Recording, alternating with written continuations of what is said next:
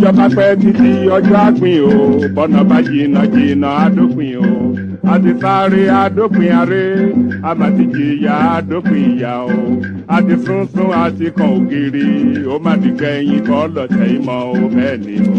ilé òní gbóná kárẹ́nu omi kọ́lé ayé òní kóró kálọ̀ dípá ọ̀run o láyé náà la ó wà títà ó fi ṣẹ́gun lójú àwọn ọlọ́tẹ̀ ẹkún akọjá òkùnkùn ajímọ́lẹ̀ fáwa ọmọ Yorùbá ọjọ́ ayọ̀ súnmọ́lé o.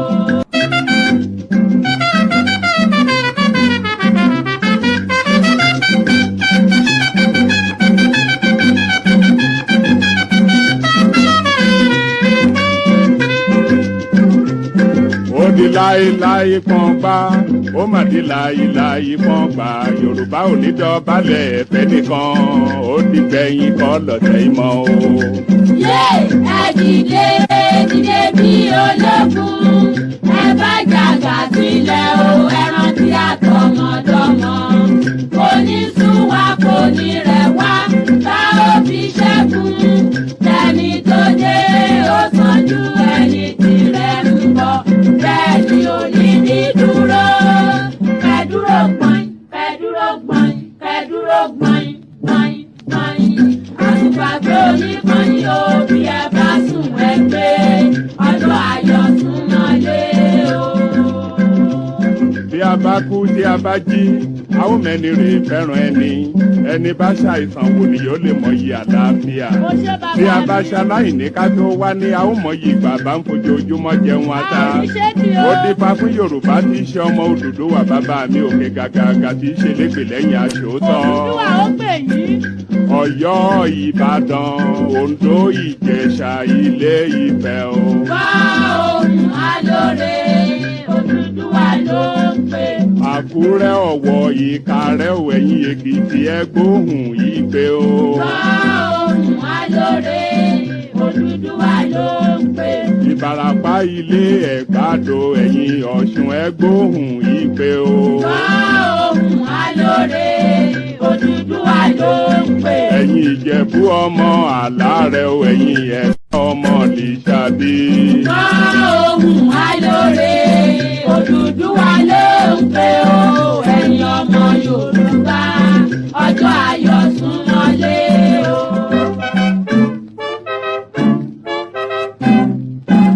There is an argument where some Fulanis are saying they are Yoruba Fulani, thereby importing the idea they had in the north, that if you come to Yoruba land, there are indigenous Fulanis in Yoruba. So many of them are now promulgating that there is Yoruba Fulani, the concept of Yoruba Fulani, which is ethnic re-engineering, or should I say reconstruction of ethnic identity, and it is really go.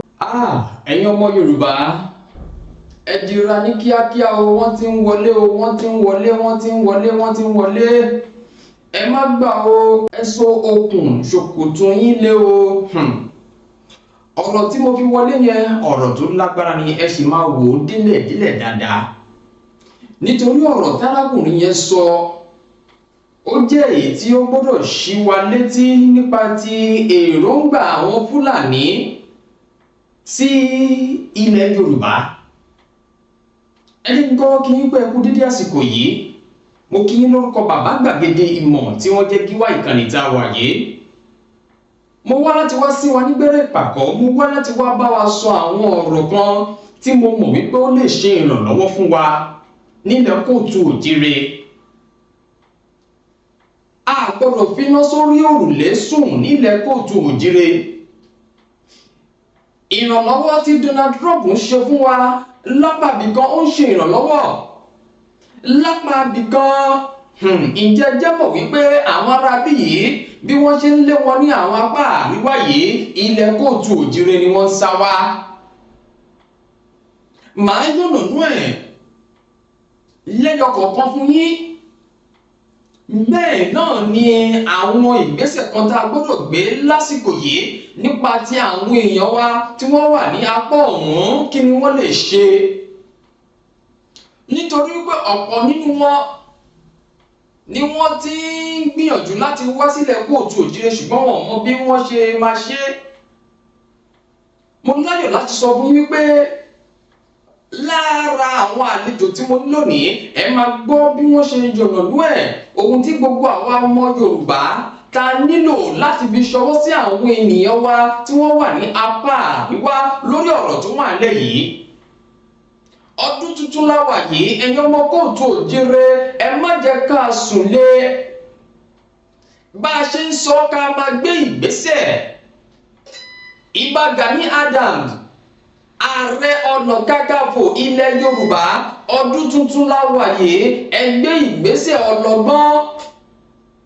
Gbogbo àwọn ènìyàn tẹ́ bá lè pè mọ́ra láti wá ojútùú sí àwọn ìṣòro tí à ń kojú nílẹ̀ kóòtù òjire ẹ tètè bá wa gbé ìgbésẹ̀ yẹn. Bẹ́ẹ̀ ẹ̀yin gómìnà ní apá gúúsù ìwọ̀ oòrùn orílẹ̀-èdè Nàìjíríà ilẹ̀ kóòtù òjire ọ̀rọ̀ kàn yín. Láìpẹ́ yìí nípa ti ìdúgbàmù kan tó ṣẹlẹ̀ sí wọn ní ìpínlẹ̀ Niger. Gómìnà ìpínlẹ̀ Ògùn Ọmọọba Dàpọ̀ Abíọ́dún wọ́n ní ó ṣe àbẹ̀wò sí wọn àbí ó fi ọ̀rọ̀ ìbánikẹ́dùn sí wọn. Èmi fẹ́ sọ fún wọn wípé kì í ṣe ohun ẹ lè ṣe àwọn ọ̀rọ̀ yìí ẹ lè fi ránṣẹ́ sí wọn. Ṣùgbọ́n a gbọ́dọ̀ fi iná sórí òrùlé sùn. Àwọn náà nílẹ̀ kóòtù òjire ẹ̀yin gómìnà ilẹ̀ kóòtù òjire ọdún tuntun la wà yìí. A gbọ́dọ̀ lo ọdún yìí gẹ́gẹ́ bá a ṣe lo ọdún tó kọjá. Ọ̀pọ̀ àwọn ọmọ Yorùbá ní àwọn Fúlàní ni wọ́n ti gba ẹ̀mí lẹ́nu wọn lọ́dún tó kọjá. Ẹ jẹ́ ká dúpẹ́ wípé ó tẹ̀sẹ̀ pẹ́rẹ́ díẹ̀ ṣùgbọ́n àwọn tó kàn ni wọ́n lè sọ àwọn ìpalára tí àwọn aráabí yìí mú wá fún wọn. Ó tuntun rú gbọ́bọ̀ báyìí o. Gbogbo ẹ̀yin ẹ̀ṣọ́ ààbò wa ní ilẹ̀ kóòtù òjire ẹ dìde. Ìbà Gani Adams ẹ̀yin la mọ̀ gẹ́gẹ́ bí Ààrẹ Ọ̀nà Kakanfò olórí ogun. Ẹ jẹ́ ká mọ èyí tẹ́ ń ṣe fún wa lásìkò yìí nítorí gbogbo ohun tó wà nílẹ̀ yìí a ò gbọ́dọ̀ máa wò ó bẹ́ẹ̀. Wọ́n ti ń kógun jà wọ́n ní apá àríwá orílẹ̀-èdè Nàìjíríà. Donald Trump ó ti ń ṣe bẹ́ẹ̀. Ẹ̀rù ti ń bà wọ́n ti ń finá mọ́ wọn. Ẹ má gbàgbé pé láìpẹ́ yìí ní ààrẹ orílẹ̀-èdè Nàìjíríà náà sọ di bíwọ̀ wípé kí wọ́n lọ ṣe kíni kí wọ́n lọ finá mọ́ gbogbo àwọn agbésùmọ̀mí lápá bẹ̀. Eléyìí ló wá mú wọn kí wọ́n máa wá ọ̀nà àti máa rápálá wọ ọ̀dọ̀ wa nílẹ̀ kóòtù òjire nílẹ̀ Yorùbá. Àwa ni a ò gbọ́dọ̀ gbà ó. Tí wọ́n bá sọ pé àwọn ò ní gbà á láàbọ̀ àwa náà à wọ́n ń kún fún wọn. Nítorí wípé ọdún tuntun tá a wò yìí àbẹ́ gbọ́ wípé wọ́n lọ kọlù wọ́n ní apá ibìkan o nílẹ̀ Yorùbá o àbẹ́ gbọ́ rárá. Wọ́n ní àti òkèèrè lólójú jíjìn tí mú ẹkún ẹ̀sùn igi gogoro má gún mi lójú àti òkèèrè láti ń wò ó. Ọ̀rọ̀ tó wà ńlẹ̀ yìí kì í ṣe ọ̀rọ̀ wípé à ń dúró de ìjọba o kó wá ràn wá lọ́wọ́ nílẹ̀ kóòtù òjire rárá o. Ìbà Gani Adams èyí tẹ́ ṣe lọ ní ọdún tó kọjá wípé ẹ̀ ń dúró de káwọn nǹkan fún yín láṣẹ rárá. Bẹ́ẹ̀ bá lè pe olóyè Sunday Igboho mo dẹ̀ mọ̀ pé ọdún ayọ̀ ní ọdún yìí máa jẹ́ fún olóyè Sunday Igboho nítorí pé wọ́n tẹ̀lé tí wọ́n sì gbé orúkọ wọn ọdún yìí Ọlọ́run á bá wa ṣe láyọ̀ àti àlàáfíà wọ́n á gbé kúrò. Nítorí gbogbo àwọn nǹkan wọ̀nyí tí à ń rí yìí bí àròkò ló jẹ́ fún wa láti jígìrì sí ọ̀rọ̀ ara wa. Wọ́n ti ń jẹ lẹ́nu ìdásílẹ̀ ọlọ́pàá ìpínlẹ̀ a gbọ́dọ̀ fi ti ìjọba ṣe lásìkò yìí. Ẹ gbọ́ àṣírí kan tí bàbá gbàgede ìmọ̀ tú ní orí ètò wọn ní ìgbà kan wípé àwọn Fúlàní kan wọ́n ti ń gbèrò àbí àwọn ìjọba wọ́n ti ń gbèrò láti fi àwọn Fúlàní máa ṣe forest guard nílẹ̀ kóòtù òjire. Tàbá ní irọ́ ni tó bá lọ jẹ́ òótọ́ ńkọ́. Àwọn inú igbó wa lọ́lọ́kọ̀ òjọ̀kan nílẹ̀ kóòtù òjire kí ni èròǹgbà àwọn èèyàn wa àwọn gómìnà àwọn àmọ̀tẹ́kùn ṣe ti ṣetán láti ró wọn lágbára dójú àmì nínú ọdún tá a wà yìí. ẹ̀yin ọba aládé ọ̀rọ̀ kan yín o. wọ́n ní tí ìlú ò bá dùn bí ìgbẹ́ ni ọ̀dẹ̀ ń rí, àbí tí ọ̀dẹ̀ ò bá dẹ̀ dùn bí ìgbẹ́ ni ìlú ń rí, èyíkéyìí tó bá jẹ́. ọ̀rọ̀ tó wà ńlẹ̀ yìí a ò gbọ́dọ̀ sọ wípé ẹ jẹ́ ká máa wò ó ìjọba ti ṣèlérí. máa sùn kankan fún yín, jẹ́ kí sáré mú yín dé ibi tí àṣírí míì ti tú.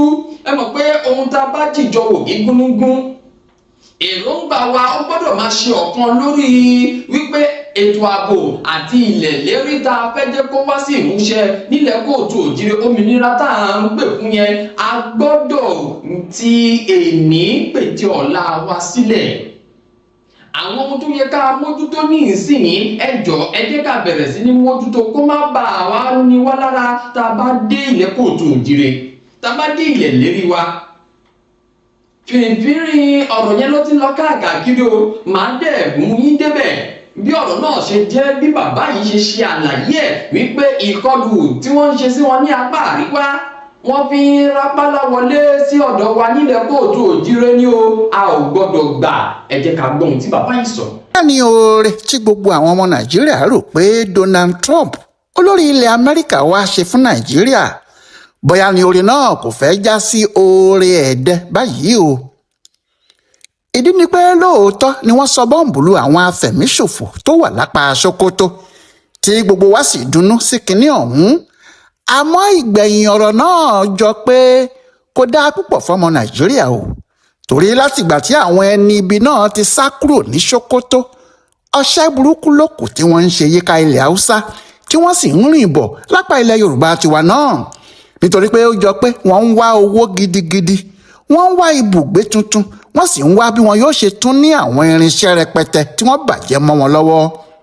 àwọn ará amẹ́ríkà tí wọ́n dá eléyìí sílẹ̀ sì ti lọ, kó má wàá ṣe pé ohun tí wọ́n ń wá láti ọ̀dọ̀ ìjọba nàìjíríà ní kí ìjọba bọ́lá tinúbú kúkú fààyè gbà wọ́n láti tẹ̀dó sí nàìjíríà, kí wọ́n ní àfi tí àwọn bá wà níbí nìkan ni àwọn lè bá wa lé àwọn afẹ̀míṣòfò wọ̀nyí lọ. bẹ́ẹ̀ wíwà níbí wọn kò dáa tó fún wa, wàhálà gidi ni yóò dá sílẹ̀ fún orílẹ̀-èdè yìí lẹ́yìn ọ̀la, bí ẹni tó fẹsẹ̀ ara ẹ̀ rìn wọ inú oko ẹrú ni. bẹ́ẹ̀ ni ohun tó ṣẹlẹ̀ sí wọn nígbà táwọn ará amẹ́ríkà yìí wá kò tún kó ìbẹ̀rù sọ́kàn àwọn afẹ̀míṣòfò yìí mọ́. ó jọ pé wọ́n ti mọ̀ pé yóò tó ọjọ́ mélòó kan kí àwọn èèyàn náà tó tún wá láti ran nàìjíríà lọ́wọ́. bí eléyìí bá rí bẹ́ẹ̀, kàkà kí nàìjíríà bọ́ nínú ìṣòro náà, kíní náà yóò máa le sí i fún wọn ni. ẹni tó bá fẹ́ ṣe ohun tí amẹ́ríkà ṣe fún wa yìí yẹ kó ti múra, kó ti mọ̀ pé kì í ṣe pé yóò fi kinní náà tọ́ wa lẹ́nu wò yóò lọ. ó yẹ kí wọ́n ti mọ̀ pé ibi tí àwọn dúró sí tí àwọn ti wá ṣe ohun tí wọ́n ṣe yìí, àwọn ò ní jìnnà síbẹ̀. bẹ́ẹ̀ ni àwọn ẹ̀kọ́ tó bá sì yẹ ká ní fún àwọn olórí ogun àti ọmọ ogun tiwa náà kí wọ́n fún wọn, kí apá lè ká àwọn afẹ̀míṣòfò tó ń yọ wá lẹ́nu.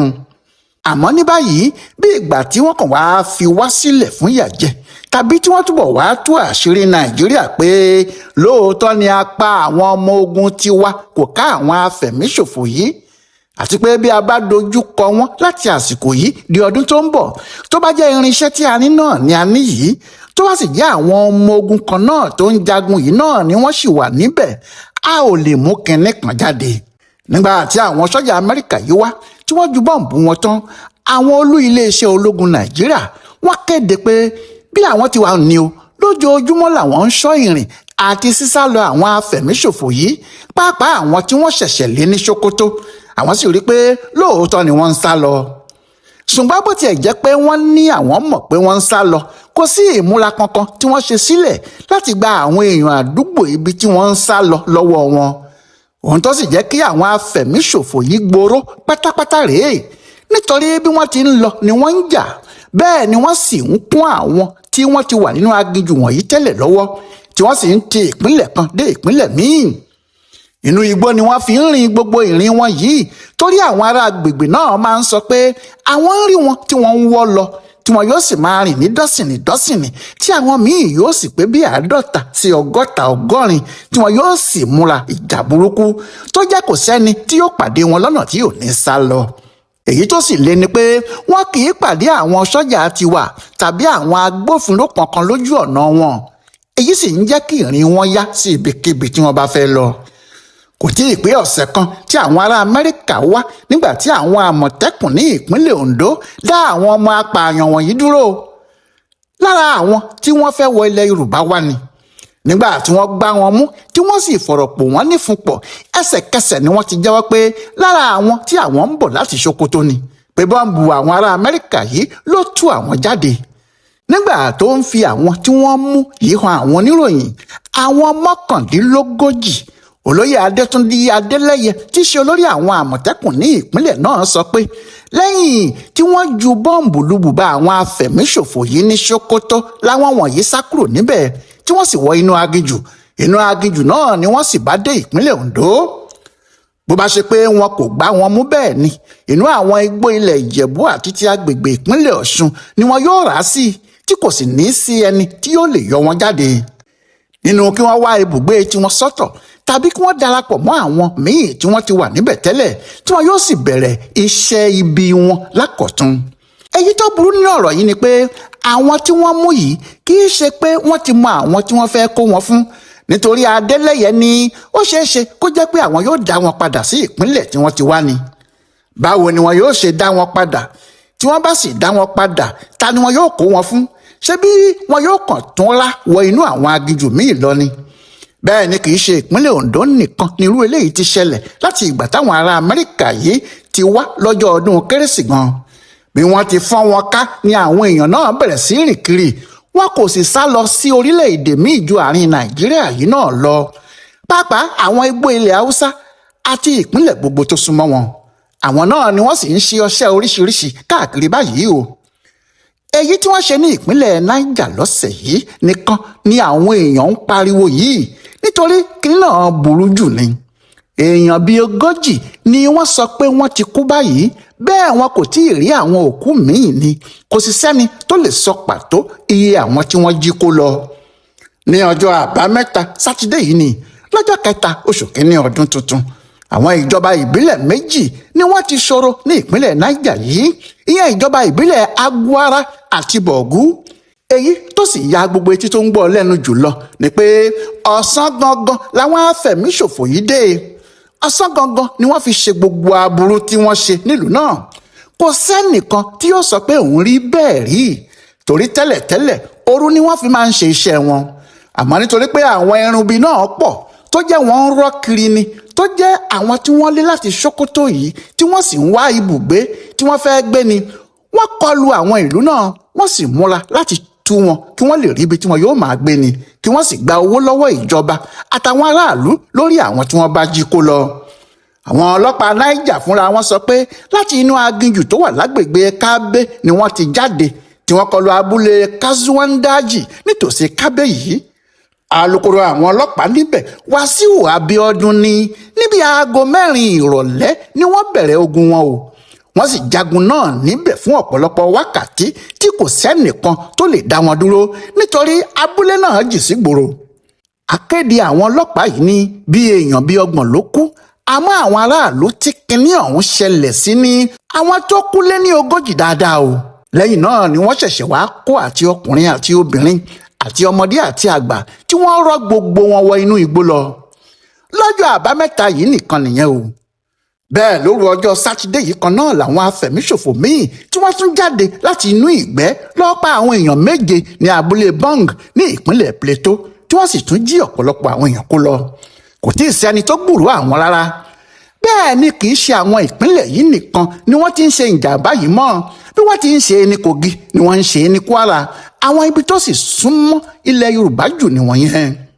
lóòótọ́ o èyí tó ṣẹlẹ̀ ní Niger yìí ààrẹ Bọ́lá Ahmed Tinubu ti sáré pàṣẹ pẹ̀lú ìbínú ó ní kí gbogbo àwọn agbófinró dìde wì kí mínísítà ètò ààbò sì ṣáájú wọn kí wọ́n rí i pé wọ́n lé àwọn afẹ̀míṣòfò yìí kí wọ́n lé wọn kí wọ́n bá wọn kí wọ́n sì ṣà wọ́n ní kọ̀ọ̀kan bẹ́ẹ̀ ni wọ́n gbọ́dọ̀ gba àwọn tí wọ́n jí kó lọ yìí padà ní kíákíá tí ẹnìkankan ò sì gbọ́dọ̀ kú nínú wọn. àmọ́ bí ọmọ kékeré bá ké wá láti ojú oorun tó ta gìrì tí ìyá ẹ̀ bẹ̀rẹ̀ sí pọ̀fọ̀ sáwá ọmọ mi, bí wọ́n bá lé ọ kí o lé wọn, bí wọ́n bá lù ọ kí o lù wọ́n, ṣé bí ẹni tọ́mọ náà bá lè mú ni yóò dúró dè lójú oorun. ó jọ pé ọ̀rọ̀ tó wà nílẹ̀ yìí mà le jù bẹ́ẹ̀ lọ. ààrẹ pàápàá sì mọ̀ bẹ́ẹ̀. àwọn ìkọlù ojoojúmọ́ yìí tó sì dàbí pé kinní náà mú ọwọ́ líle gan dání ju ti tẹ́lẹ̀ lọ láwọn míì ṣe ń sọ pé ṣé kìí ṣe pé àwọn ará Amẹ́ríkà yìí wá dákún ìṣòro wa ni.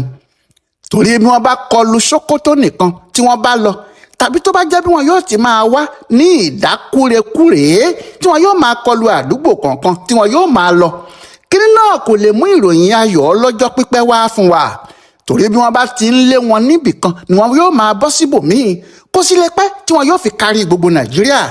bẹ́ẹ̀ ni ìwà ìjínigbé, ìpààyàn, ìfẹ̀míṣòfò yìí yóò sì máa lọ ní gbogbo ibi tí wọ́n bá dé ni. Dàpọ̀ Abíọ́dún, gómìnà ìpínlẹ̀ Ògùn, ẹni tó tún jẹ́ òun ni olórí ẹgbẹ́ àwọn gómìnà ilẹ̀ Yorùbá, ti kí àwọn ará Niger pé wọ́n pẹ̀lẹ́, pé Ọlọ́run ò tún ní jẹ́ kárírú ẹ̀ mọ́ o. ó sì sọ pé gbogbo àwọn gómìnà ilẹ̀ Yorùbá pátá ló ń bá wọn dárò ohun tó ṣẹlẹ̀ sí wọn, torí ohun tó ṣẹlẹ̀ náà kì í ṣe ohun tó dáa. àmọ́ àwọn èèyàn ní ọ̀rọ̀ náà kì í ṣe ọ̀rọ̀ ìkíni nìkan o. nígbà tó jẹ́ gbogbo èèyàn ti mọ̀ pé ilẹ̀ Yorùbá làwọn èèyàn náà ń darí sí báyìí, kí gbogbo àwọn gómìnà yìí dìde kíákíá ni o, kí wọ́n sì mọ ọ̀nà láti dáàbò bo ilẹ̀ Yorùbá ni. àbí níbi tí ọ̀rọ̀ yìí tún já sí yìí, kí la wá fẹ́ ṣe báyìí o? ohun tí àwọn onílàákàyè àárín ìlú ń béèrè gan-an nìyẹn. Ọláyíwọlá Alága ló ń yẹ ọ̀rọ̀ àwọn afẹ̀míṣòfò tó ti Sókótó wá yìí wò. ìlà fi mọ bá ilẹ̀kẹ̀ la fi mọ jòjì èdè wa làmì ìdánimọ̀ wa. pẹ̀lú ìgbìmọ̀ tó kéde Yorùbá kó má dohun ìgbàgbé kó má dohun àfisẹ́yìn tegun fi sọ. ọ̀mọ̀wé Gbẹ́ngà Fágbọnú ti kó o jáde. Dictionary Yorùbá aláwòrán kúnlẹ́kàkì òkun fọ́fọ́ láti ìbẹ̀rẹ̀ dópin ló ṣàtúpalẹ̀ àwọn ọ̀rọ̀ Yorùbá tó ta kókó pẹ̀lú àlàyé lẹ́kùnrẹ́rẹ́ látẹnu olùkọ́ àgbà.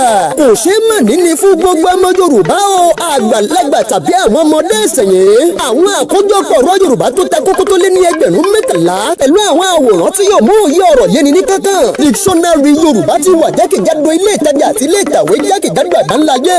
fẹ̀yìn tẹ́ ẹ fẹ́ rà tàbí tẹ́ ẹ fẹ́ kun lẹ́kọ̀ọ́ janturu. ẹ̀yin tẹ́ wà ní United Kingdom, ẹ jẹ́ kò sí ìyáàfin Dorcas Amusan Fagbonu ní 119 Little Houghton Lane, Bradford BD5 OHT, tàbí kẹ́ ẹ pè wọ́n sórí ẹ̀rọ ọ̀bánisọ̀rọ̀ yìí +44 74 01 22 25 57. ẹ̀yin tẹ́ wà lórílẹ̀‐èdè Amẹ́ríkà ẹ máa pọ̀ sí ọ̀gbẹ́ni Olúwaṣọ́ṣọ́yà ní 601 Cypress Station TR Unit 510 Austin, Texas. tàbí kẹ́pẹ́ wọ́n sórí ẹ̀rọ ìbánisọ̀rọ̀ +17 57 27 73 552. ẹ̀yin ti Europe ẹ kàn sí ìyáàfin Mary Buckner Enrichsbo Pittsburgh Ostergaard 3242434 Angel Gogglebox City ní Sweden. tàbí kẹ́pẹ́ wọ́n sórí ẹ̀rọ ìbánisọ̀rọ̀ yìí +46 73 63 83 299. ẹ̀yin torílẹ̀-èdè Nàìjíríà ìrọ̀rùn ló bá dé o. ní ìpínlẹ̀ Ògùn ẹ máa kàn sí bàbá gbàgede ìmọ̀ tẹlifíṣàn tàbí kẹ́pẹ́ wọ́n sórí ẹ̀rọ ìbánisọ̀rọ̀ yìí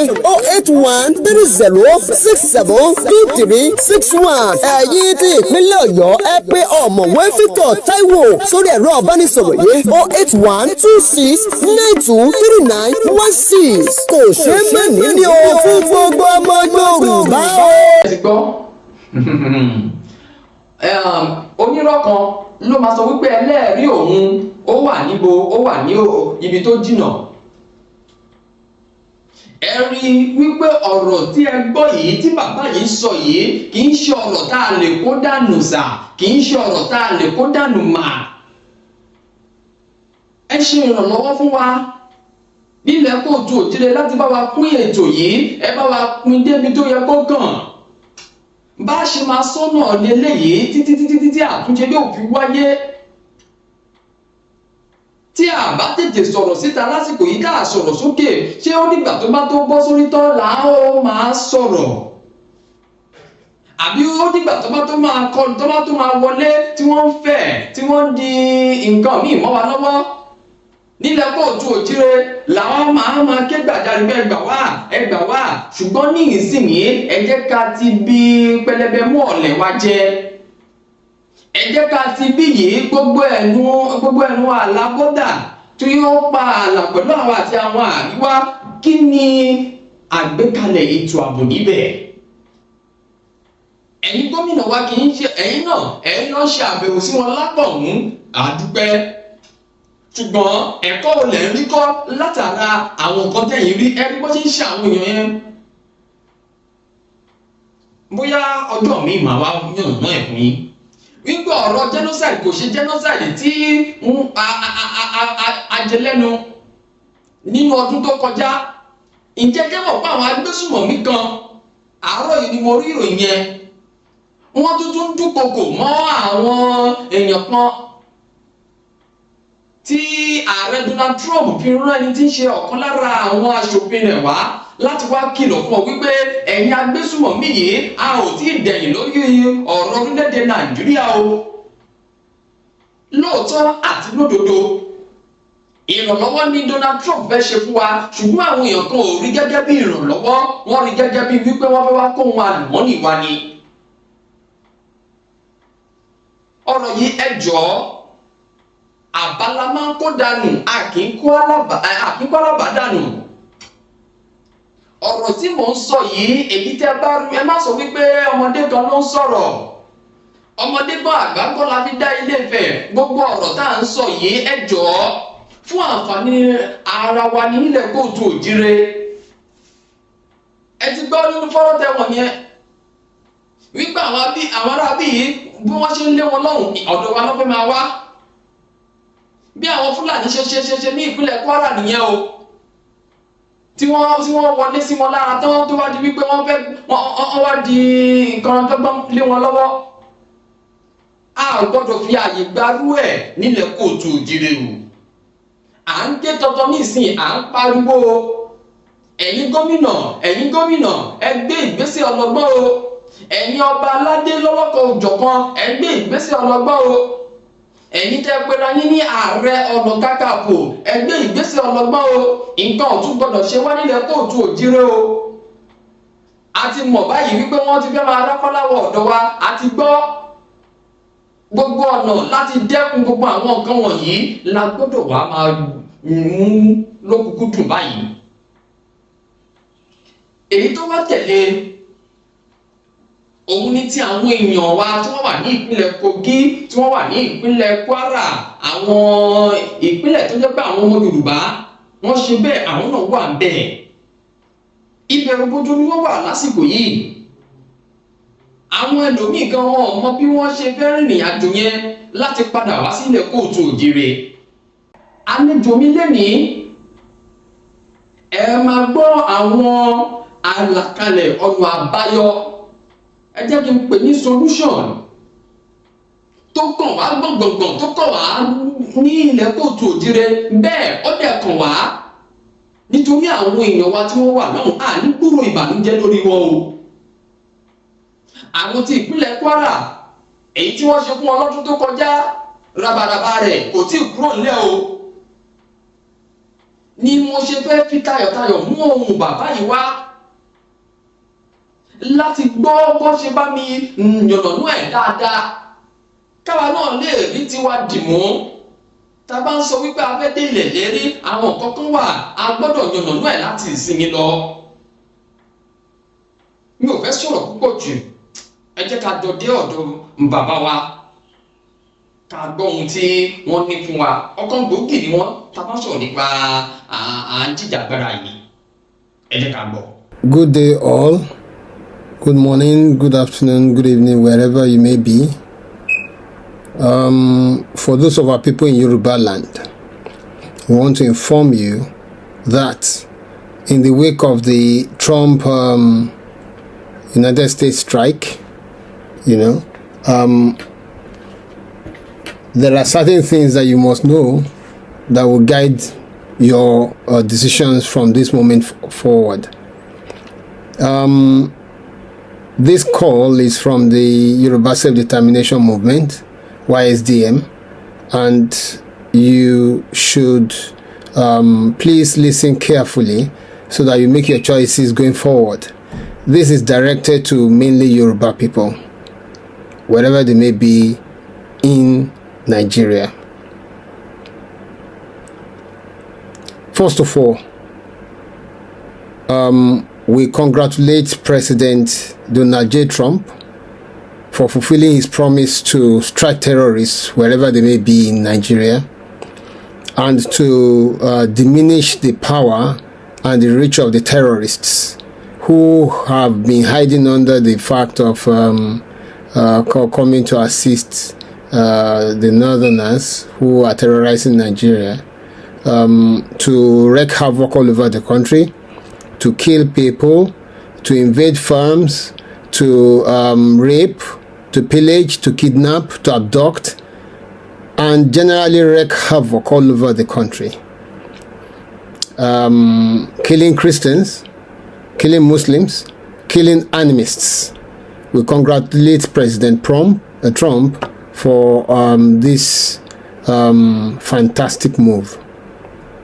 However, it's important and pertinent to tell all Yoruba people the obvious implications going forward, of these actions. The obvious implications. Number one, we know the character of these people that we are dealing with, that their tendency is to seek revenge on the people that did not wreak any violence on them. They will choose to kill people in Nigeria when there's a crisis in Sweden. They will choose to start attacking Christians when Israel is bombing Palestine. What does not concern the people in Nigeria is what these nefarious people ask us to pay the ultimate prices for. So as it is, we want to advise our people to know the following. Number one, if you are in the north of Nigeria, anywhere in the north of Nigeria, especially in the core north, either northwest or northeast, please, it's either you commence immediately to start coming down south to Yoruba land where you are safer, or you shelter in place wherever you may be and try to be proactive about your defense and your protection and your however you may wish to protect yourself, whether you arm yourself with anything that you can use to defend yourself, or you keep out of those places that are volatile. But we advise you to come down home. Number two, if you are on the road and you're on your way home, please don't just jump on the road. It is advisable that you move in a convoy, and that convoy is protected either with the collective of the Nigerian Defense Forces, the police, the soldiers, or whatever. You can make all those arrangements, I'm sure, down, up north there. And on your way, ensure that you acquire whatever it may be, as you interpret it, any form of protection for yourself. Yoruba niwa, so we know what to do. So, and please navigate your way properly. Don't just hit the road anyhow in panic, or just take any route home. Ensure that you choose your route home properly. Ensure you choose the route after deep analysis of the risks involved along the way. Lastly, even when you are home, or anywhere you may call home, because anywhere in Yoruba land is home to all Yoruba, but of course a lot of people have left after a long time, and in coming back they may have problems settling down in their ancestral homes. So we advise that you keep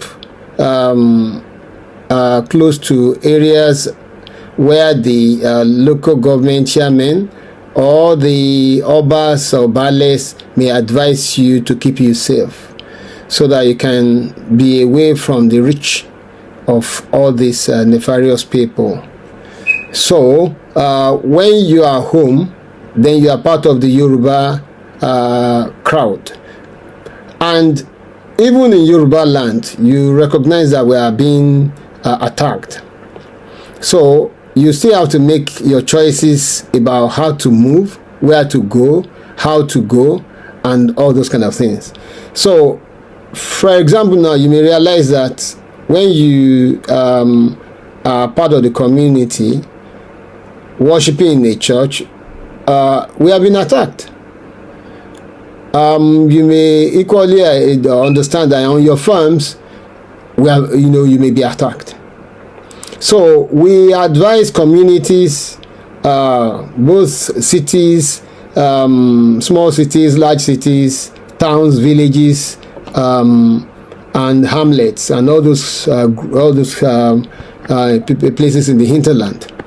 We advise that the communities should get together for day and night patrols in the towns and in the villages and in the bushes. We have our means of cleansing our forests. Please let us seriously continue to adopt them now, so that we may be able to preempt the movements of these people within our communities. We may be able to prevent their attacks when we have sentinels all over, who are watching out before any attack happens. We advise this one seriously, that you patrol during the day, get your vigilantes together, patrol during the day, patrol during the night, patrol in the cities, in the towns, in the villages, patrol in the bushes. And please do not forget to coordinate your movements, your patrols, with the Amotekun people, because the police and the army, however, whatever they may be, and the army, however, whatever they may be doing, we may be constrained to work with them. But as it is, we have had of situations of compromise on the parts of the security forces. So, however, we may work with them to the extent of, especially Amotekun, we may work with them to the extent of getting our people protected. However, we may achieve this. Now, taking up a slightly different topic. Amotekun as a protection, as a Yoruba protection unit, or as a Yoruba protection agency or force, may not be able to properly do the work that we had designed them to do, because they are not sufficiently equipped. This is a call on the governors in all the Yoruba land states, both where we are majority and where we are a part of, like Kwara, where we are in 12 of the 16 local governments, or in Kogi, where we are in 7 of the is it 18 or 21 local governments. So we enjoin the governors to ask the federal government, to prevail on the federal government to issue Amotekun with more effective and potent weapons, apart from the ones that they are carrying now, which are local day guns and pump action rifles. Anything from AK-47 to AK-49 and any other superior weapon will do, because the people that we are dealing with are seriously and dangerously armed. So we prevail on our governors to please work on getting the Amotekun Corps seriously and well, properly armed, so that they can perform the duties of protecting the Yoruba race. Then the issue of revamping the Amotekun Corps to be more effective. Maybe the training that they need to do.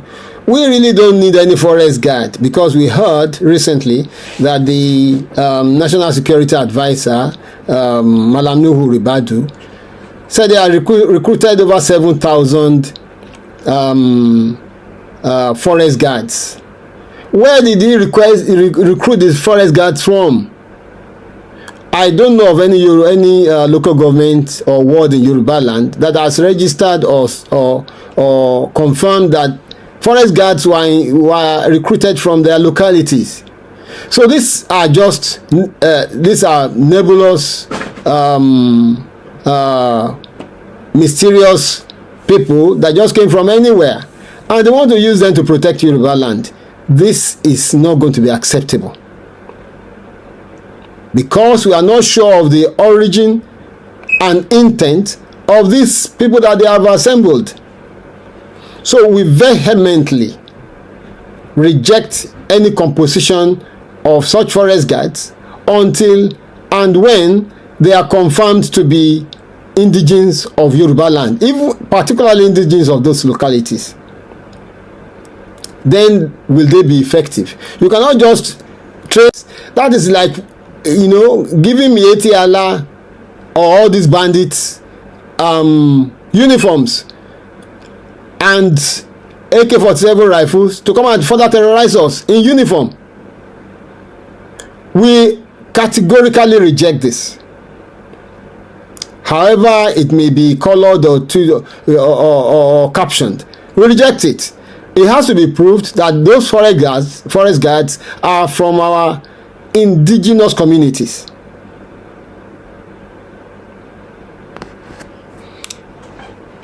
We again would like to stress our sincere appreciation of President Donald J. Trump of the United States for the wondrous action that he has taken.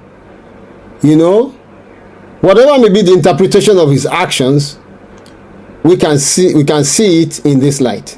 Number one, he has dared where angels fear to tread. He has done what had never been possible, or what had never been thought possible by any previous American government. He intervened positively to save perceived genocide in Nigeria. Genocide against Christians, genocide against ethnic Yoruba people, ethnic Middle Belt people, ethnic Igbo people, ethnic South people, ethnic people of original ethnicities in Nigeria. We thank you profusely for that. But you see, the ultimate security, the ultimate guarantee for security for Yoruba people in Nigeria and all other ethnicities is a division of the country. It's a division of the country where we have our own sovereignty properly restored back to us. Do not forget that we never signed up for Nigeria. It was through subterfuge and lies that we were railroaded into Nigeria. We were never defeated by the British. Neither were we consulted before the amalgamation. So we didn't sign to the amalgamation, and neither did we sign away our sovereignty at any time. So sovereignty still resides with us. And the Yoruba must be very ready to acquit ourselves and develop and conclude and take advantage of our sovereignty that's still with us to have our republic. That is the only time we can be totally secure. Now we are not secure. No matter what any external force like United States of America does, we are still tied and forced into the conundrum of Nigeria.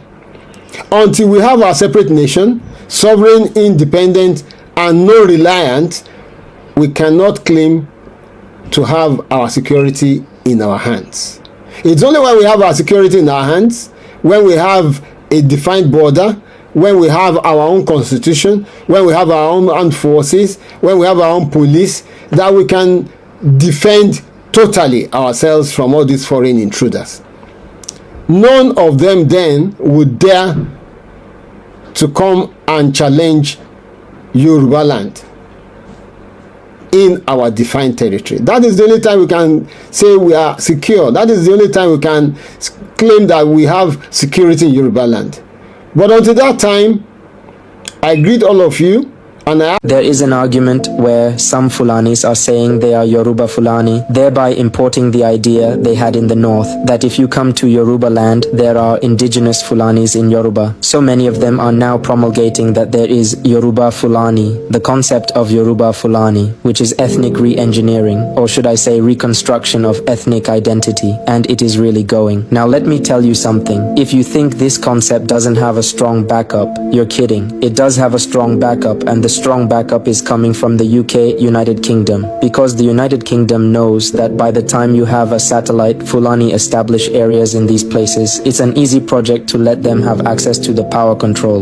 Don't say that cannot happen. It happened in Kwara. There is no governor who will emerge as a Kwara state governor that will not first of all get approval of the Emir of Kwara, and the Emir of Kwara is a Fulani man. Is Kwara in control? They are in control of Kwara. Can they replicate that in other southwestern states? They can. Can they even do it in the southeast? Of course they can. The only challenge they have is the existence of the indigenous people of Biafra. That's the only challenge. They can even do it in Igbo land. They can. Remember, Buhari came out with an idea and said at some certain time that you have to allow them to establish RUGA. And when IPOB opposed it, IPOB has taken a lot of bullets even for non-Biafran causes. When IPOB stood on the ground and opposed it, yes, you should understand that. Even the Minister for Information, or one of the senior advisors, then said, instead of you to relinquish your indigenous land, remember? I think short memory is not affecting us. It's not been quite long. What we're talking is not up to 5 years ago. They would have even done it. It's just a matter of lobbying your political class in Igbo land. They will tell you, let's give it to them, let's give it to them, after they have billions of naira in their account. Now this is what is going on. Britain is in heavy support of this project, and that's why you cannot undermine this project, because the best way to take control of a people is to re-engineer their identity. By the time you re-engineer the identity to what you want, you are already in control. They did not take control of the north until they re-engineered the ethnic identity. When they started talking about Hausa Fulani, from Hausa Fulani to Arewa, and that is a project. Now look at the issue. We all know that it is Buhari and even members of his cabinet that brought the Fulanis, that opened the borders for them and asked them to come in. It is an unarguable position that Buhari's government flooded Nigeria with Fulanis across the Sahel, across West Africa, and asked them to come. They came with their arms. Now, these guys who came with the mindset that they are coming to Nigeria for jihad under Buhari's watch. They were coming to Nigeria for jihad. US intelligence reports pointed it out even under Biden. ògbénu omi ríra ń tẹja ògbólógbé gúngún ní dún tàbàntàbà nínú aṣọ ògbólógbò oníṣègùn ìbílẹ̀ kan bẹ nílẹ̀ Yorùbá tọmọ tì fún tẹ̀dọ̀ ewé àti olóyè máyégún adífá bí ẹni wẹjú aníkúlápó agbọ́sẹsẹ fámọlé agbẹ́ǹkùlé mọye odù tó wù ogun àìrọ́mọbí ní tiẹ̀ ní ogun àìrálàánú ló ń bá ayé rẹ̀ wọ̀dì mú àrùn ọjọ́ pípẹ́ ló ń bá ọwọ́ jàǹkadì káṣiṣẹ́ bí erin jẹ̀jẹ̀ ìlérí ogun àmúbọ̀ ọkọ àmúbọ̀ aya ní tiẹ̀ ní tàbí ogun afiniṣẹ̀sín níwájú olóore èyíkéyìí ogun tàbí àìsàn tó máa ń bá ayé rẹ̀ jà tètè máa bọ̀ wá sọ́dọ̀ olóyè máyégún adífábí ẹni wẹjú abólórí bẹ̀rí abániyẹ̀ràwọ̀ ẹni wò aníkúlápó àgbàlagbà ọ̀jìmì tó mọ orúkọ tí wọ́n ń pe àwọn ìyá mi àgbà fún àyẹ̀wò tàbí ìmọ̀ràn ẹ pè sórí nọ́mbà yìí 08023940939 08023940939 báṣẹ́ bá mú mi àjò dànù bí gèrè bá mú mi àjò dànù tilẹ̀ tọ̀nà la fi ń jolóńgìní tètè máa bọ̀ wá sọ́dọ̀ olóyè máyégún adífábí ẹni wẹjú kógun ayé rẹ̀ ó dà fíẹ́yìn.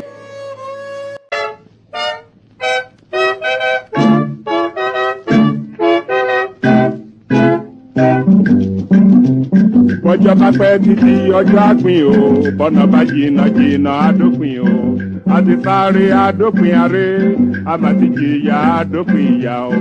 Àti sunsun àti kan ògiri, ó má di gbẹ̀yìn kọ́ lọ́tẹ̀ ìmọ̀ o bẹ́ẹ̀ ni o. Ilé òní gbóná kárẹ́nu omi kọ́lé, ayé òní kóró kálọ̀ dípá ọ̀run o. Láyé náà la ó wà, títà ó fi ṣẹ́gun lójú àwọn ọlọ́tẹ̀. Ẹkún akọjá òkùnkùn ajímọ́lẹ̀ fáwa ọmọ Yorùbá, ọjọ́ ayọ̀ súnmọ́lé o.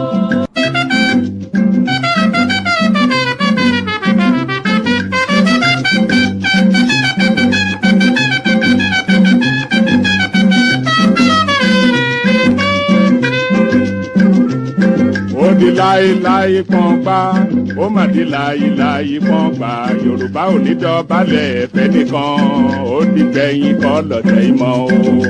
yé ẹ dìde dìde bí ológun ẹ bá jàgà sílẹ̀ o ẹ rántí àtọmọdọ́mọ kò ní sún wa kò ní rẹ̀ wá bá ó fi ṣẹ́gun tẹni tó dé ó sàn ju ẹni tirẹ̀ ń bọ̀ bẹ́ẹ̀ ni ò ní ní dúró kẹ́dúró gbọ̀n kẹ́dúró gbọ̀n kẹ́dúró gbọ̀n gbọ̀n gbọ̀n àtùpàgbé oníkànnì o bí ẹ bá sùn ẹ gbé ọjọ́ ayọ̀ sún mọ́lé o.